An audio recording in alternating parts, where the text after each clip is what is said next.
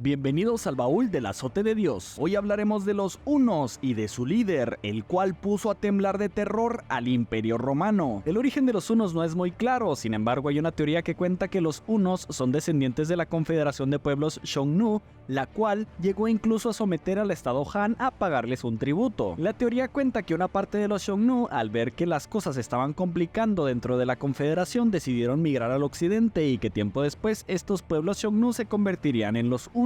Todo esto no ha sido confirmado y la verdad es que no se sabe si los hunos eran un pueblo proto-túrquico, proto-mongol o una mezcla de muchos pueblos. Y de hecho ni siquiera se sabe si su idioma está emparentado con el mongol o con el turco. El punto es que para el siglo IV los hunos, sintiéndose bastante fuertes, comenzaron a aprovecharse del caos mundial para beneficiarse. Y más o menos para el año 370 los hunos entraron en Europa y cruzaron el río Volga y comenzaron a devastar todo a su paso. Gracias a esto lograron expandir su influencia desde Asia centro-occidental hasta la Europa central. Por culpa de la expansión agresiva de los hunos, los pueblos germanos como los vándalos, los suevos, los alanos, los burgundios, los visigodos y demás, luego de ser expulsados de su territorio, estos germanos comenzaron una migración igualmente agresiva hacia occidente, o sea, hacia territorio romano. Los romanos, que estaban en plena decadencia, se vieron incapaces de frenar estas migraciones y fueron derrotados en batalla por estos germanos. Incluso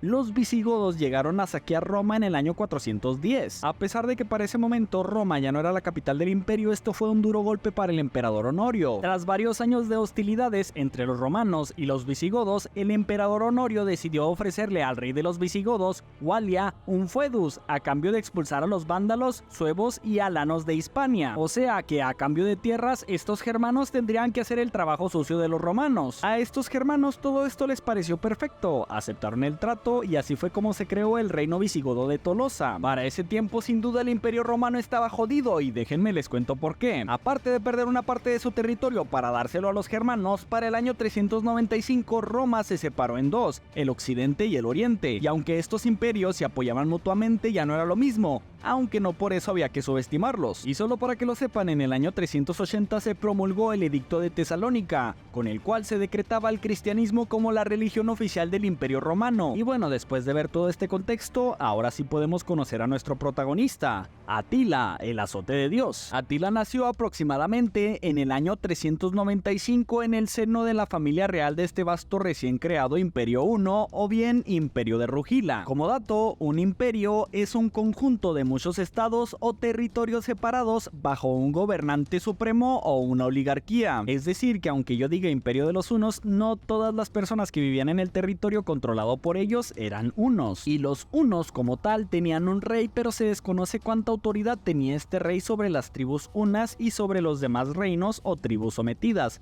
por lo que no se sabe si el término rey o emperador aplicaría en el caso del líder de este imperio. En fin, Atila es el hijo de Mundzuk, el hermano de Oktar y Rugila, los cuales eran reyes en conjunto de los hunos. Sin embargo, la diarquía terminó luego de que Rugila se convirtiera en rey único tras la muerte de su hermano. Por cierto, Atila tiene un hermano llamado Bleda con el cual creció. No se sabe quién era el mayor, pero algunos dicen que fue Bleda. Al parecer, el padre de ambos, Mundzuk, murió cuando ellos todavía eran unos niños, por lo que probablemente fueron adoptados por su tío Rugila. Y aparte de datos sueltos y leyendas, lamentablemente no se sabe nada acerca de la vida de Atila antes del año 434, pero al ser los hunos una sociedad de guerreros pastores que se alimentaban de carne y leche, pues seguramente durante su infancia aprendió las labores del campo. También hay tradiciones y crónicas muy curiosas que cuentan que Atila aprendió a andar a caballo antes de aprender a caminar, y que para los 5 años ya era tan buen arquero que desde esa edad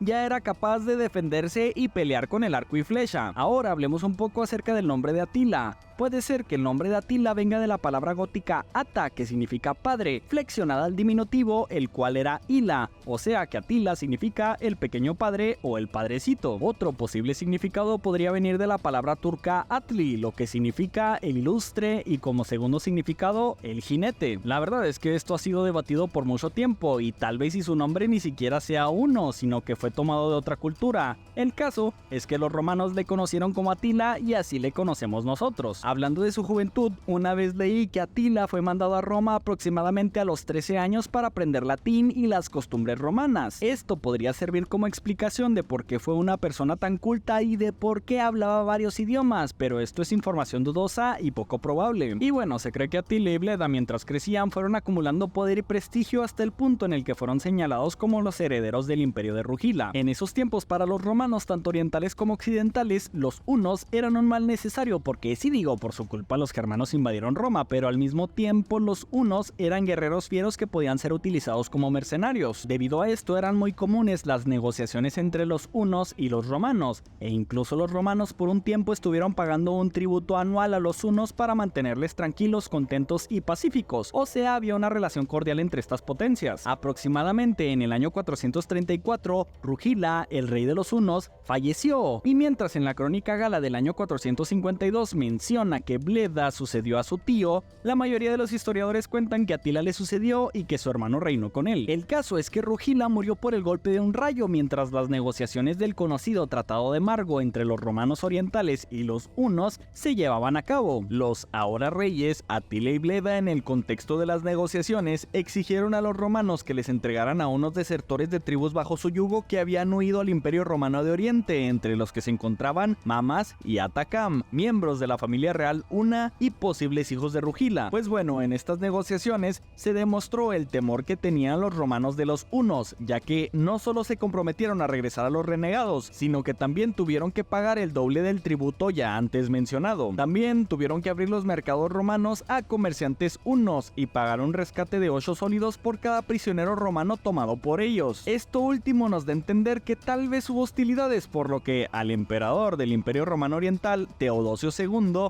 le convenía aceptar el trato antes de que las condiciones del mismo empeorasen. Luego de las negociaciones, los hunos dejaron de molestar por un tiempo a los romanos. Los romanos cumplieron el trato, regresaron a los renegados y Atila mandó empalar a Mamas y Atacam, aunque algunos dicen que estos dos se bautizaron y Atila por eso los castigó con la crucifixión. Tras dejar en paz a los romanos, los nuevos reyes decidieron enfocarse en consolidar su poder y después de eso, sintiéndose fuertes, se dice que invadieron la entonces Persia sasánida. Sin embargo, en esta campaña no tuvieron éxito, abandonaron esta misión y entonces voltearon de nuevo a ver a Europa como un objetivo, aunque una parte de los hunos durante este tiempo sí se inmiscuyó en asuntos romanos y sirvieron como mercenarios para atacar a los burgundios. Estos hunos fueron contratados por Flavio Aecio, el Magister Militum del emperador Valentiniano III del Imperio Romano Occidental, el cual por cierto tenía buena relación con los hunos, ya que Aecio pasó parte de su juventud como rehén de estos, por lo que les conocía muy bien, y en parte, gracias a él, las relaciones entre Roma y las tribus hunas fueron exitosamente cordiales. Otro que contrató a los hunos durante este tiempo fue Litorio, el segundo al mando del ejército de la Galia. Litorio quería sobrepasar a su superior Aecio y decidió ir por su cuenta a conquistar el reino visigodo de Tolosa. Sin embargo, fueron derrotados y lo más grave es que gracias a esto los visigodos aprendieron en carne propia cómo vencer a los hunos, lo cual les serviría más tarde. El punto es que por sus servicios, el emperador Valentiniano III le cedió a los hunos tierras en Panonia como pago. Pero, ¿se han preguntado por qué los hunos eran tan temidos? La respuesta es simple: su manera de cabalgar y sus increíbles innatas habilidades con el arco, y sobre todo que pudieran disparar mientras iban a caballo les hacía letales en escaramuzas, sobre todo en contra del ejército romano, el cual la mayor parte de sus soldados eran de infantería. Es decir que, no es que los hunos fueran especialmente los mejores combatientes del mundo, pero contaban con una mayor movilidad que los romanos, los cuales desde siempre el punto más flojo de su ejército fue la caballería. Y un detalle que parece tan insignificante pero que hizo la diferencia en la caballería una fueron los estribos, y es que algo que se ve como algo muy simple no fue introducido en Europa hasta la llegada de los hunos, y los romanos no los adaptarían hasta después de la caída de la Roma occidental. Y es que el hecho de tener estribos hace que el jinete gane 100 puntos de estabilidad, lo que facilita el poder maniobrar o incluso disparar en movimiento. El emperador de la Roma Oriental, Teodosio, al ver que los hunos no le molestarían por un tiempo, decidió fortalecer sus defensas, más que nada, reparar y reforzar los muros de Constantinopla, la capital de la Roma Oriental, y también se puso a mejorar las defensas a lo largo de la línea fronteriza del Danubio, pero ya veremos que no sirvió de nada. No se sabe exactamente cómo entre Atila y Bleda se dividían el poder, pero el hecho de que dentro de los mismos hunos hubo diferentes objetivos da a entender que tal vez Atila estaba a cargo del occidente y Bleda del oriente, o al revés, pero esto solo es una teoría. Como quiera, en el año 440 los hunos volvieron a unir fuerzas para atacar a los romanos orientales de nuevo, ya que los hunos alegaban que los romanos habían incumplido los tratos a los que se habían llegado, pero el detonante de las hostilidades fue el saqueo de las tumbas hunas por parte de los hombres enviados por el obispo de Margo o bien Margus. Como represalia por este sacrilegio, Atila y Bleda junto con sus guerreros cruzaron el Danubio y comenzó el caos y la destrucción. Atila sabía que una confrontación directa en campo abierto no era algo conveniente para los hunos, así que movió a sus hombres estratégicamente de ciudad en ciudad, saqueando y arrasando todo a su paso, incluyendo las fortalezas de Viminacium, Singidunum y Sirium. Atila comenzó esta invasión en Margus, y curiosamente el obispo que comenzó todo este problema escapó de la ciudad para reunirse con los hunos y entregarles la ciudad a cambio de inmunidad. Y para que se den cuenta de cómo los pobres romanos se las estaban viendo negras en esos momentos,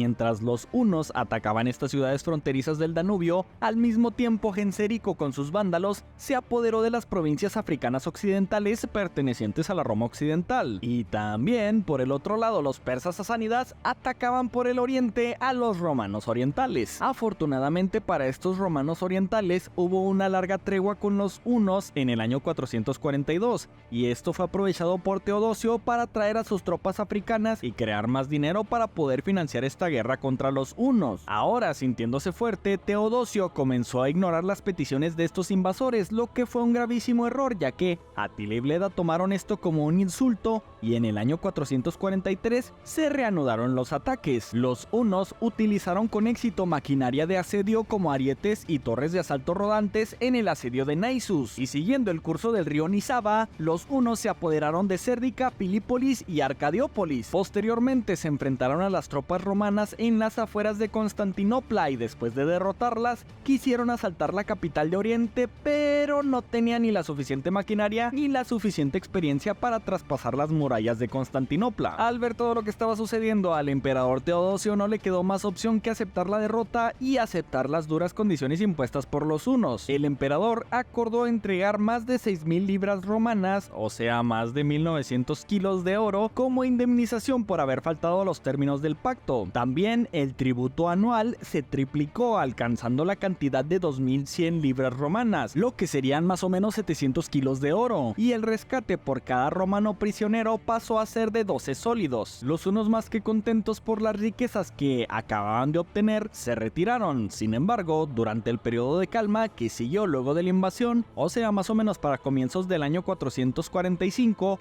Bleda, el correy de los hunos, murió, y durante estos más de 1500 años de haber sucedido esto, todo el mundo asegura que Atila asesinó a su propio hermano para quedarse con todo. Sin embargo, acerca de su muerte hay dos versiones, que podrían decirse son las más probables. O Atila y él se llevaban tan mal que Atila junto con su segundo al mando, Onegesio, y el hermano de este, Escotas, planearon el asesinato de Bleda y luego le mataron durante el curso de una cacería, o en realidad Atila y Bleda tenían una buena relación y Bleda murió o de causas naturales o por un accidente. Haya sido como haya sido, Bleda murió y Atila se convirtió en el rey único de los hunos y en el gobernante supremo de un vasto imperio. Para el año 445, Atila ya era el rey único de los hunos. Sin embargo, no todo marchó como se esperaba, y esto debido a que una de las tribus de los hunos, conocidas como los Akatsiri, se sublevó en contra del poder de Atila, y todo apuntaba a que el emperador Teodosio II estaba detrás de esto. Sin embargo, Atila logró someter estos Akatsiri, y por andar provocando a las tribus hunas de sublevarse y porque también interrumpieron el pago del tributo, Atila para el año 447 se adentró en el Imperio Romano a través de Moesia para atacar y saquear otra vez. El Magister Militum de la Roma Oriental, el godo Arnigisclo, intentó detener a Atila en la batalla del río Utus, pero fue en vano. Incluso Arnegisclo perdió la vida en esta batalla, aunque logró que Atila sufriera bajas considerables en su ejército. Sin embargo, no logró que se replegaran y los hunos siguieron ocupando la zona. Esto es lo que se cuenta del paso de los hunos por Tracia. Tracia. La nación bárbara de los hunos que habitaba en Tracia llegó a ser tan grande que más de 100 ciudades fueron conquistadas y Constantinopla llegó a casi estar en peligro y la mayoría de los hombres huyeron de ella. Y hubo tantos asesinatos y derramamientos de sangre que no se podía contar a los muertos. Ay, que incluso ocuparon iglesias y monasterios y degollaron a monjes y doncellas en gran número. La realidad es que Constantinopla estaba jodida para ese momento. Desde que los hunos se retiraron la última vez hasta esta nueva invasión, la ciudad sufrió de hambrunas, epidemias y lo más peligroso es que un terremoto justo antes de la invasión huna destruyó buena parte de las murallas. Afortunadamente para los romanos, en muy poco tiempo lograron reconstruir las murallas de Constantinopla, las cuales sobrevivirían 1000 años más. Y cuando los hunos vieron que no podrían ni por gracia divina entrar en la ciudad y también debido a todas las bajas sufridas, se retiraron. Aunque algo curioso es que llegaron a pillar en Grecia llegando hasta las Termópilas. Los hunos entonces regresaron a sus hogares y a lo largo de 3 años hubo negociaciones de paz y los romanos durante ese tiempo enviaron a varios embajadores a territorio huno. Las nuevas condiciones de este nuevo tratado de paz impuestas por el huno fueron la reanudación del tributo y la evacuación de la frontera del Danubio, a lo cual al parecer muchos pastores romanos se negaron, y es por esto que las negociaciones se extendieron por un largo tiempo. En el año 448 entra una persona muy importante a esta historia, Prisco de Panio, un historiador y diplomático que acompañó al representante del emperador, Maximinio, a estas negociaciones. El historiador Prisco escribió mucho de lo que vivió estando con los hunos y nos regaló la única descripción que existe del físico y apariencia del temido Atila. Atila es corto de estatura, de ancho pecho y cabeza grande. Sus ojos son pequeños, su barba fina y salpicada de canas. Tiene la nariz chata y la tez morena, mostrando la evidencia de su origen. También Prisco describió la cena que tuvo con Atila. Se había preparado una lujosa comida servida en vajilla de plata para nosotros y nuestros bárbaros huéspedes, pero Atila no comió más que carne en un plato de madera. En todo lo demás se mostró también templado. Su copa era de madera, mientras que al resto de los huéspedes se les ofrecían cálices de plata y oro. Su vestido era igualmente muy simple, alardeando solo de limpieza.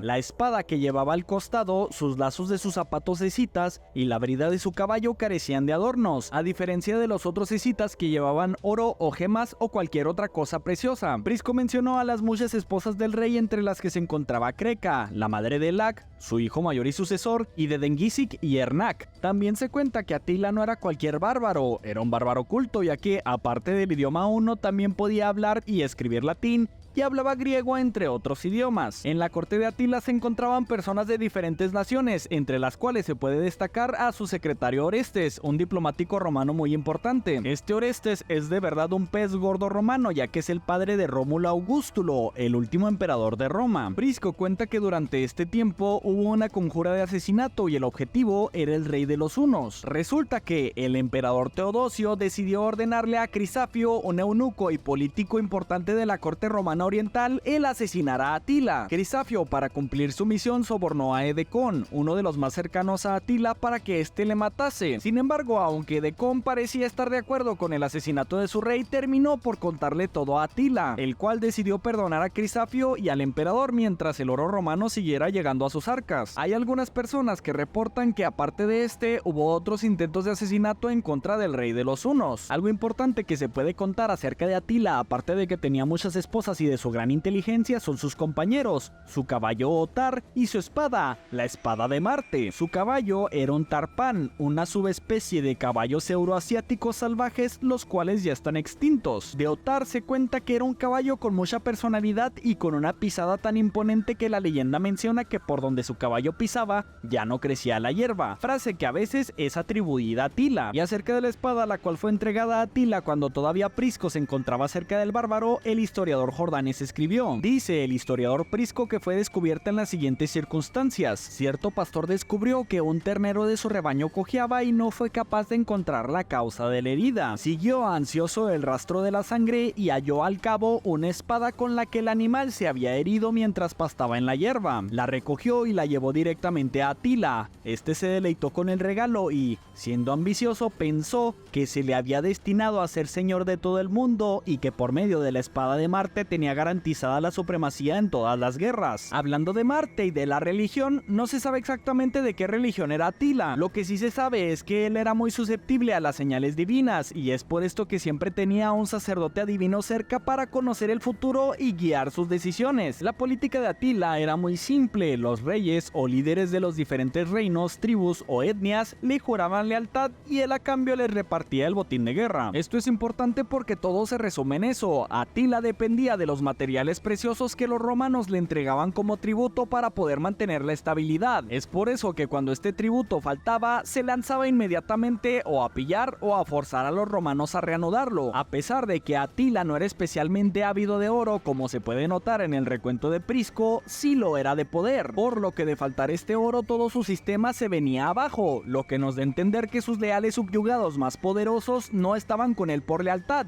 sino por conveniencia, lo cual es muy peligroso. Prisco también nos cuenta acerca de un pequeño problema que tuvo Atila con los romanos occidentales debido a unos vasos de oro, pero aparte de esto no hubo gran problema con los romanos. De hecho, hasta el emperador Valentiniano le ofreció el puesto de Magister Militum a Atila, o sea, convertirse en el generalísimo del ejército romano. Para el año 450, el rey de los hunos había declarado su clara intención de atacar al reino visigodo de Tolosa, todo esto en alianza con Valentiniano. No obstante, nadie tenía idea de que había una persona frustrada con su vida que haría cambiar el panorama para todos. Hablamos de la hermana del emperador Valentiniano, la honorable Justa Grata Honoria, la cual ha sido retratada en la historia como una mujer promiscua, ambiciosa y que utilizaba su sexualidad para cumplir sus deseos y que veía a su hermano como alguien débil e indolente. El caso es que Valentiniano, queriendo asegurar más poder, decidió comprometer a su hermana con un político romano importante llamado Herculano. Honoria dijo que ni de chiste se casaría con Herculano y que mejor le hiciera honor a su nombre y que le dieran por el...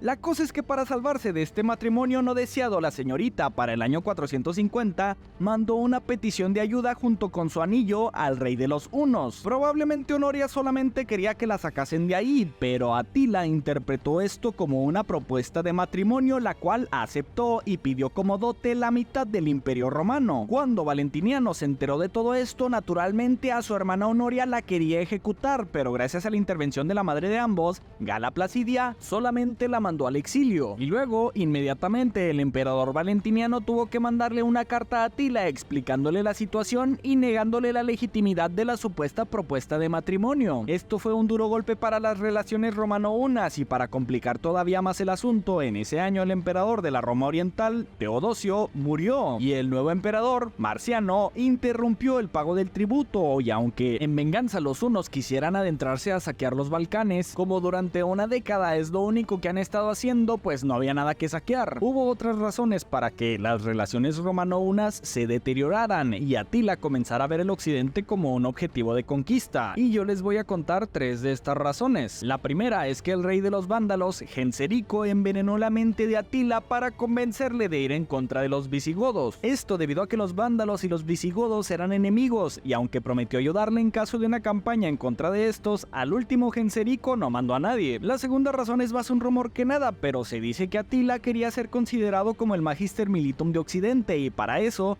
tenía que destruir a Flavio Aecio, el Magister Militum de ese momento, y a los visigodos, los cuales peleaban las batallas de Roma. Y también para que Roma siempre les necesita, se tenía que devastar la Galia, la cual era la cantera de soldados más rudos del imperio, para que así, sí o sí, fueran necesarios los hunos para protegerles. Y la tercera razón es que el clima de la Europa Oriental durante una temporada fue muy hostil para las actividades agrícolas, y debido al crecimiento demográfico, los hunos necesitaban más tierras para poder producir el alimento suficiente para poder mantener al imperio. Todas estas razones que les acabo de contar hicieron que en el año 451 Atila mandase una embajada a Rávena, la capital romana de esos tiempos, para declarar la inocencia de Honoria, la legitimidad de la propuesta y asegurarles que pronto él mismo llegaría para reclamar lo que era suyo por derecho. Atila no perdió el tiempo y convocó a las tribus hunas, germanas y demás para marchar hacia Occidente, y utilizó como excusa final el apoyar la sucesión de un pretendiente al trono de una tribu franca para invadir la Galia, y según Jordanes movilizó a 500,000 personas para invadir el Occidente, lo cual es una obvia exageración. Tal vez solamente fueron 15,000 hunos más los los guerreros de las otras tribus, lo que daría un total de 60.000 a 80.000 hombres. Como bien podemos ver, no tenemos claro cuál fue la razón real para comenzar la guerra en contra de los romanos occidentales. De hecho, tampoco se sabe cuál era su objetivo. Lo que sí les puedo contar es que Atila tenía la ambición de convertirse en un gobernante universal y quería tener un imperio que fuera desde el Atlántico hasta donde alcanzase el Oriente. Y también se dice que Atila admiraba tanto la historia de Roma que incluso soñaba con convertirse en un emperador romano. Pero bueno, continuemos con la historia. La estrategia de Atila para esta invasión era simple, consistía en adentrarse rápido, golpear fuerte y no detener su avance para así reducir sus problemas logísticos, y también para de esta manera obligar al Imperio Romano a suplicar la paz si no quería ver la Galia devastada. Y con todos ya listos para la invasión, en el año 451 comenzó el caos. Atila arrasó todo a su paso, y aunque todavía tenía la esperanza de buscar aliarse con más tribus o incluso con los romanos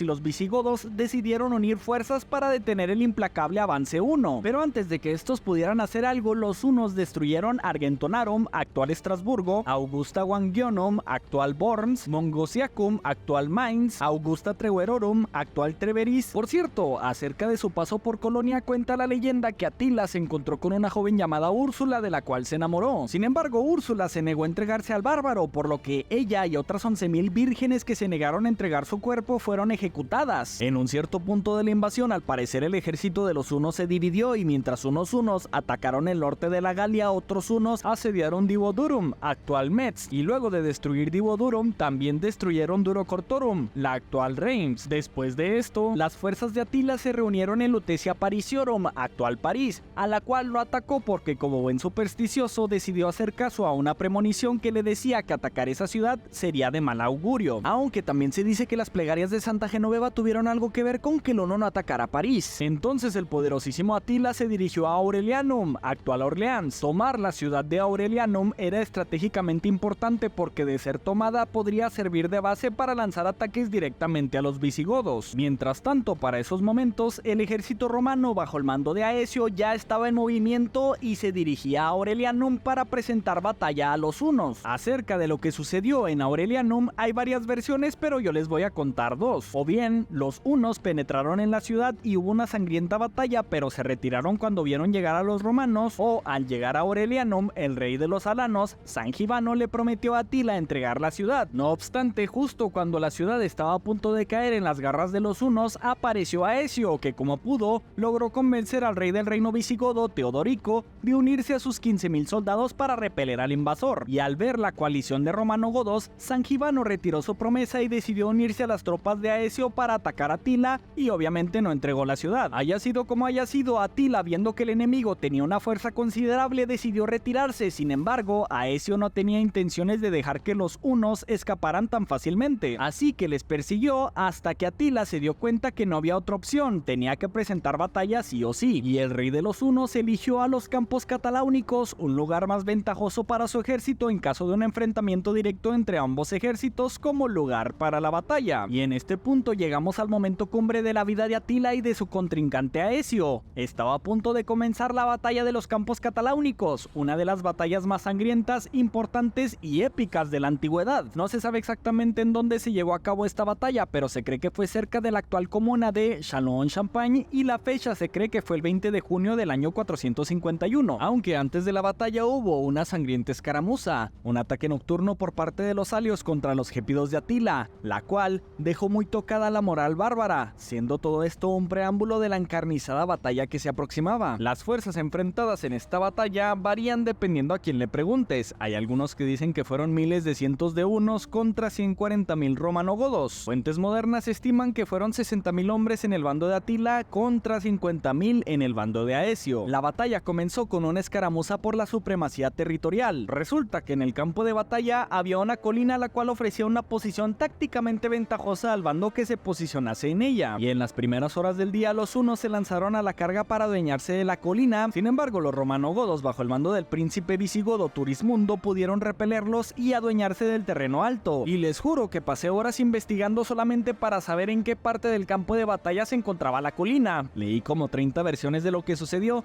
y todas dan una posición distinta de la misma. Unos dicen que estaba en la izquierda de los romanos, otros que en la derecha, otros que en el centro, otros que no era una colina como tal, sino que simplemente era un terreno terreno elevado, y como no se sabe la ubicación exacta de la batalla, pues ni cómo saber. En fin, después de esta escaramuza y pasando el mediodía, ahora sí los ejércitos tomaron posiciones para comenzar la batalla. Atila, antes de comenzar la batalla, consultó los auspicios para saber qué sucedería, y la verdad es que no le dieron buenas noticias. En pocas palabras le dijeron que su ejército caería, pero que a cambio el líder supremo del enemigo moriría, y esperando que ese líder supremo al cual se refería la profecía fuese Aecio, decidió sacrificarlo todo. Al saber esto, Atila decidió retrasar el comienzo de la batalla hasta las 2:30 de la tarde, por si su ejército tuviese que escapar lo hiciera en la oscuridad de la noche, aunque también se dice que la batalla comenzó tarde porque los romanos tardaron mucho en tomar posiciones. Y es que esto es algo contradictorio, porque llegarían tan tarde si ya estaban ahí. Y es que mientras unos dicen que los hunos llegaron primero al campo de batalla, otros dicen que los romanos llegaron primero al campo de batalla.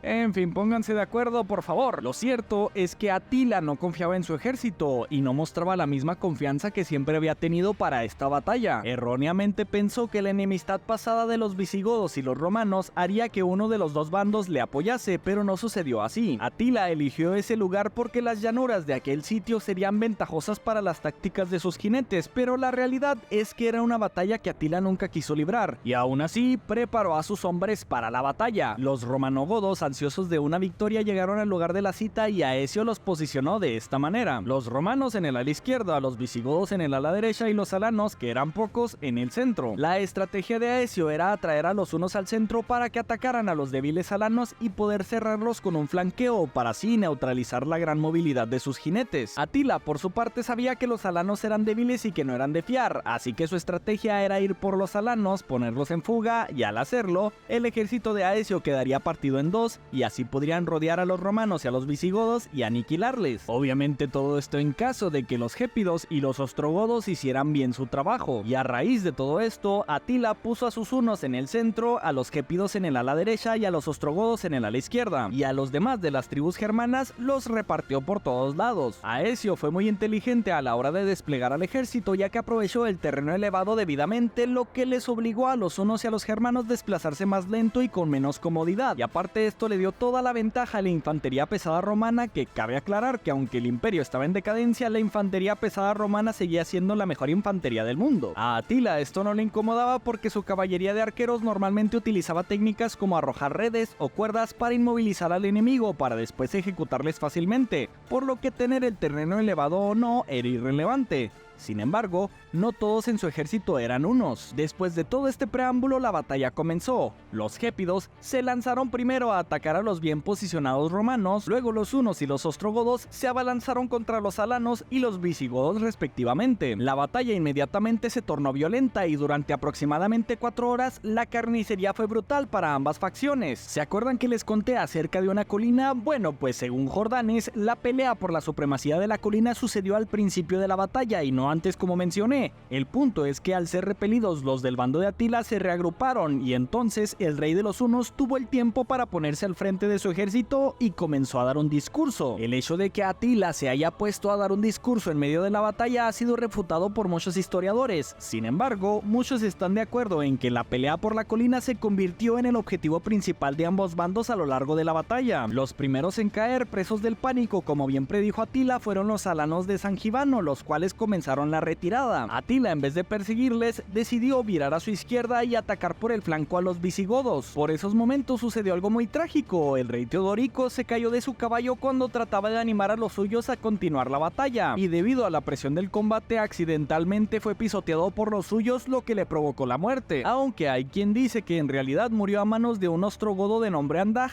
quien lo atravesó con una lanza. La muerte de su rey no desmoralizó a los visigodos, todo lo contrario, tomaron un ánimo monstruoso y comenzaron a luchar con más ahínco para vengarle. Luego de que los alanos y los francos que les apoyaban retrocedieran, una parte de los hunos fueron mandados a apoyar a los gépidos en contra de los romanos y se precipitaron en subir la colina para atacar a los de Aecio. Sin embargo, sus caballos no fueron de gran ayuda al intentar subir ese terreno elevado, el cual para ese momento los romanos ya controlaban ampliamente, así que los jinetes hunos tuvieron que desmontar para poder presentar un combate digno. Sin embargo, los romanos fueron ampliamente superiores superiores y comenzaron a vencer y a hacer retroceder a los germanos y hunos. En la recta final de la batalla, los visigodos terminaron por imponerse a los ostrogodos, los cuales comenzaron a huir, y Atila, viendo que los visigodos ahora tenían la atención sobre ellos y que los gépidos no lograron derrotar a los romanos, ordenó la retirada, y los gépidos, al darse cuenta de esto, le siguieron. La batalla terminó justo cuando el sol estaba desapareciendo del cielo, y debido a la conmoción de la batalla tan horrible que acababan de superar y entre la confusión de la noche, los romanogodos, que podían y querían continuar la batalla, persiguieron a los hunos. Sin embargo, los hunos, ya pertrechados en su campamento, mantuvieron a raya a los romanogodos, los cuales estaban sumamente desorientados por la oscuridad de la noche. Acerca de lo que se vivió en esa noche, esto es lo que nos cuenta Jordanes. Turismundo, cuando creía que volvía a sus propias filas en medio de la oscuridad de la noche, llega sin saberlo hasta los carros de los enemigos. Allí se vio forzado a luchar valientemente, pero alguien lo hirió en la cabeza y lo hizo caer de su caballo. Sus hombres lo rescataron con gran previsión y tuvo que abandonar la lucha. También Aecio, que separado de los suyos por la confusión de la noche, andaba errante en medio de sus enemigos, temiendo que hubiera sucedido alguna desgracia a los godos. Llegó finalmente al campamento de sus compañeros y pasó el resto de la noche protegido por sus escudos. Esa noche pasaron mil y un cosas por la cabeza de ambos líderes. El poderoso e invencible Atila había sido vencido y Aecio no sabía qué hacer con su victoria. A la mañana siguiente todos voltearon a ver el campo de batalla para darse cuenta de los miles de cuerpos sin vida que se encontraban sobre la llanura, y al parecer, después de ver esto, a ni uno de los dos bandos le apetecía continuar la masacre. No se sabe exactamente la cifra de las bajas, pero lo que sí se sabe es que Atila había perdido a muchísimos más hombres que su enemigo. Aecio y el ahora nuevo rey de los visigodos, Turismundo, sabían que podían seguir hostigando a Atila hasta que este se rindiera, pero Aecio entonces pensó: ¿cómo sería un mundo si los hunos ya no estuvieran? En pocas palabras, Aecio no confiaba en los visigodos, y sin los hunos a los cuales contratar como mercenarios para defenderse de un posible ataque de los fortalecidos visigodos, los romanos caerían fácilmente. Así que Aecio convenció astutamente a Turismundo de regresar a su país, y cuando Turismundo se fue, los romanos, viéndose en igualdad de condiciones, decidieron no atacar a los hunos y se retiraron. Esto fue muy oportuno para Atila, el cual incluso había pensado que en caso de que el enemigo irrumpiera en el campamento, ese sería su final, por lo que, adelantándose a esto, Atila había mandado construir una pira funeraria con sillas de caballo para perecer ahí antes de ser capturado. Sin embargo, Atila, al ver que todo estaba muy calmado, mandó a sus exploradores para confirmar la posición del enemigo, y estos le dijeron que todos se habían retirado, por lo que Atila hizo lo propio y volvió a Germania con el resto de su ejército. Aunque, acerca de todo esto, hay una versión que cuenta que en realidad Atila y Aecio tuvieron una reunión secreta en la cual llegaron a un acuerdo. En fin, esta batalla terminó siendo una derrota brutal para Atila y para los hunos, los cuales tenían el estigma de ser invencibles e implacables. Esta victoria en la batalla de los Campos Cataláunicos fue la última gran victoria del Imperio Romano, y muchos la consideran como una de las victorias más importantes no solo para el cristianismo, sino para la cultura occidental. Debido a la gran derrota en la batalla contra Aecio, la mancha que sufrió Atila en su reputación era enorme. La mayoría de la gente le admiraba por haber sido invencible hasta ahorita, y la situación era peligrosa. El rey de los hunos tenía que actuar rápido si no quería ver su imperio roto. Hay que recordar que fueron solo aproximadamente 15,000 hunos los que le acompañaron para destruir la Galia, por lo que, aunque la derrota fue dura, seguía teniendo miles y miles de hombres dispuestos a seguirle. Así que, para redimirse, Atila organizó a un nuevo ejército y se dirigió a Roma, la cual se encontraba débil y sin apoyo en ese momento. Y en el año 452, con la excusa de reclamar la mano de Honoria, los destructivos hunos cruzaron los Alpes dispuestos a conquistar toda Italia. Los hunos comenzaron el tour de la destrucción Italia 452 en la zona del Véneto, aunque destruir mucho y mejor no era tan fácil como en el pasado. Se cuenta que la ciudad de Aquilea fue un hueso duro de roer. Luego de 3 meses inútiles de asedio, Atila pensó en retirarse de Aquilea. Sin embargo, cuenta la leyenda que, a punto de dejar en paz a esa ciudad, de una torre de los muros de Aquilea salió volando una cigüeña blanca, y al ver esto, el supersticioso Atila decidió quedarse un poco más y premio. De la misma parte de donde vio salir volar a la cigüeña, el muro cayó gracias a las armas de asedio, y los hunos pudieron entrar y saquear. Este mismo destino lo sufrieron otras ciudades del norte de Italia como Padua, Bergomum, actual Bérgamo, Mediolanum, actual Milán, Verona, entre otras, y según la tradición, los refugiados de estos ataques por parte de los hunos terminaron por asentarse en un archipiélago de pequeñas islas en la zona del Véneto, y fue así como se fundó la ciudad de Venecia, la cual hasta nuestros días sigue siendo una ciudad muy importante. La cosa es que tanto temor causó esta destrucción que el propio emperador Valentiniano huyó a Roma luego de sentir que el huno se acercaba rápidamente a Rávena. Se cuenta que cuando Atila estuvo en Mediolanum, se estableció por un tiempo en el Palacio Imperial Romano de Milán, o bien Mediolanum. Estando ahí, Atila se dio cuenta de que en el palacio había un fresco en el que aparecían los césares romanos sentados en un trono y los escitas a sus pies. Como dato, una manera en la que muchos se referían a los hunos en la antigüedad y en la Edad Media, incluyendo al mismo Prisco, era como escitas, lo cual en parte es incorrecto. Los hunos no eran escitas, pero desde la antigüedad hasta la Alta Edad Media, a los bárbaros de Oriente siempre se les conoció como escitas, aunque no lo fueran. El punto es que este fresco simbolizaba la superioridad romana sobre los bárbaros, lo cual molestó un poco al rey de los hunos, así que mandó a que lo modificaran y en la versión mejorada se podía apreciar a los césares vaciando bolsas de oro frente al trono de Atila. Cambiando de bando, Aecio ni por asomo estaba en condiciones de enfrentarse al ejército de los hunos, pero era inteligente, sabía de la precaria logística de estos, así que permaneció en el campo dispuesto a repeler a Atila y posicionó a su ejército en Bononia, actual Bolonia. Esta ciudad es estratégicamente importante porque está justo en el camino para ir a Rávena y a Roma, aunque en realidad todos los caminos llevan a Roma. Aparte de esto, el emperador de la Roma Oriental, Marciano, comenzó a atacar al imperio de Atila. A raíz de esto, al parecer, las provisiones no estaban llegando como debían al ejército de los hunos, y si tomamos en cuenta que en el norte de Italia en esos momentos se estaba sufriendo un periodo de crisis y no había suficiente alimento para nadie, los hunos solo estaban consiguiendo grandes cantidades de oro, pero estaban siendo mermados por la enfermedad y el hambre. Y tal vez por todas estas razones Atila decidió detenerse en el río Po, y fue justamente en ese lugar en donde recibió a una embajada de 3 personas enviadas por el emperador Valentiniano. Estas 3 personas fueron el prefecto Trigesio, el cónsul Abieno y el papa León I.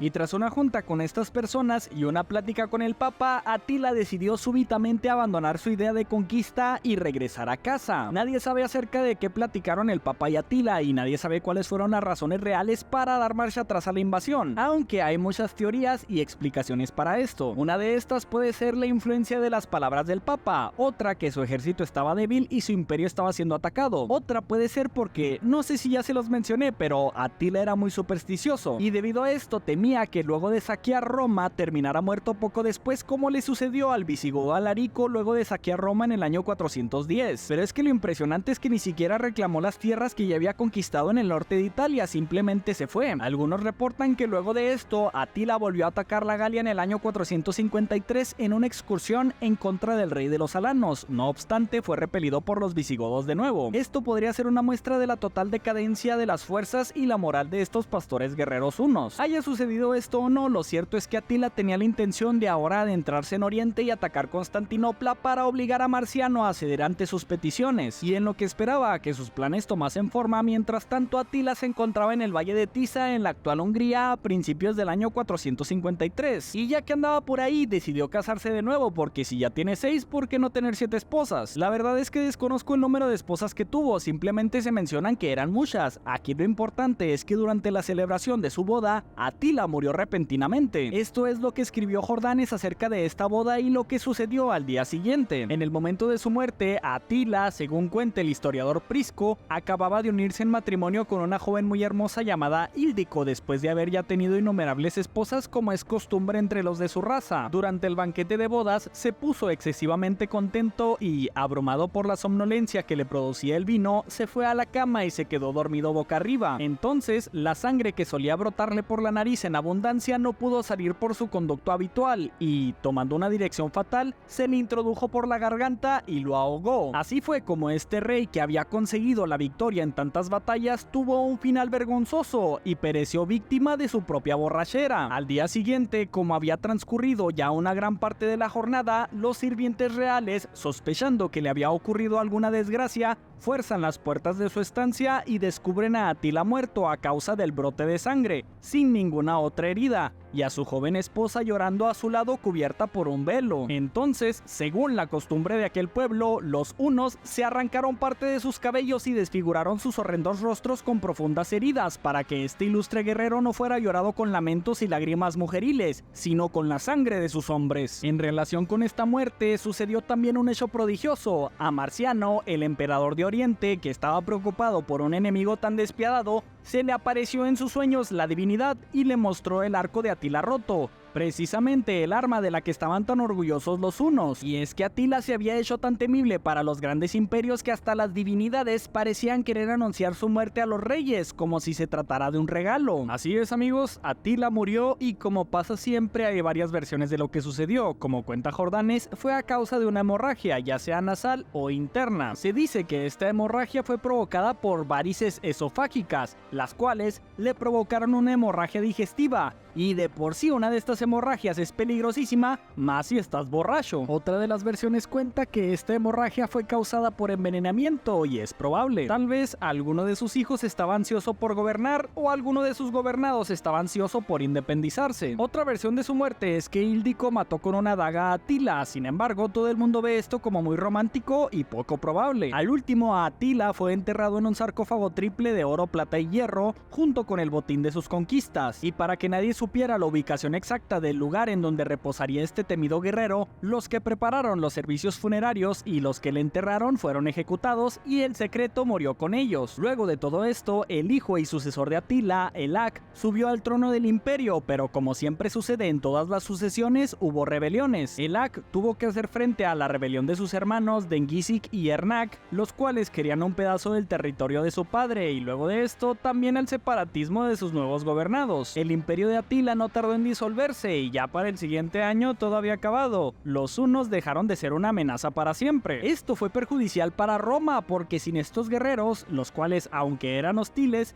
eran la única defensa que tenían. Después de las invasiones de los hunos, el imperio romano de Occidente se debilitó y terminó por caer en el año 476, lo que marca el fin de la Edad Antigua y el comienzo de la Edad Media. Y un dato curioso es que en el año en el que murió Atila, el 453, también fue el año en el que murió Turismundo, el rey de los visigodos, y al año siguiente Flavio Aecio fue traicionado por el emperador Valentiniano y asesinado, por lo que se podría decir que los grandes líderes que pelearon la batalla de los campos cataláunicos murieron casi uno tras otro. Atila es una figura tan significativa en la historia que incluso se convirtió en un personaje mitológico, en una leyenda. Apareció en el Cantar de los Nibelungos y luego en la versión islandesa de este, conocida como la saga Volsunga. Atila también tiene un papel en la Edda poética, lo que nos da a entender que los nórdicos escucharon historias acerca de su vida y de hecho algunos sufrieron en carne propia lo que es ver a las hordas de los hunos atacarles y se enamoraron tanto de él que le incluyeron en sus mitos. Atila nunca fue olvidado como otros personajes históricos de la antigüedad y a lo largo de la Edad Media hubo varias leyendas acerca de él, como la que cuenta que Arpad, el caudillo magiar, es considerado como un descendiente de Atila. Esta dinastía, la dinastía Arpad, gobernó Hungría desde el siglo X hasta el siglo XIV, por lo que de ser cierto eso significa que la descendencia de Atila gobernó de nuevo Hungría por un tiempo. Por cierto, por ahí anda un viejo medallón que dice la siguiente frase: Ego sum Attila flagellum Dei, lo que significa: yo soy Atila, el azote de Dios. Desconozco si así es como se le conocía en vida o es un apodo posterior, pero así es como se le conoce en la actualidad, como el azote de Dios. Y es que es verdad que a los cristianos les tenía aterrados, a sus hordas de guerreros les conocían como las hordas de Satanás, debido a toda la destrucción que provocó a los romanos, los cuales pensaban que estaban viviendo un castigo por todos sus pecados y que Dios estaba utilizando a Atila como su látigo para reprenderles. Pero bueno, tengo que parar aquí porque hay mil y un cosas que se pueden contar acerca del personaje que fue Atila, y aunque no se sepa qué tanto es verdad o leyenda, ya que al ser alguien tan significativo en la historia, relatos acerca de él hay por montones, la verdad es que la mayoría son muy interesantes. Pero lo único que les voy a contar antes de cerrar el video es que la aparición de Atila en Europa marca un antes y un después en la historia. Y bueno, ¿qué les pareció la vida de Atila? Muy interesante, ¿no? Déjenme saber lo que piensan acerca de este despiadado guerrero en los comentarios, y pónganle me gusta y compartan y ya saben qué hacer. Y sin nada más que decir, nos vemos en el próximo video. Y hasta aquí, el baúl del azote de Dios.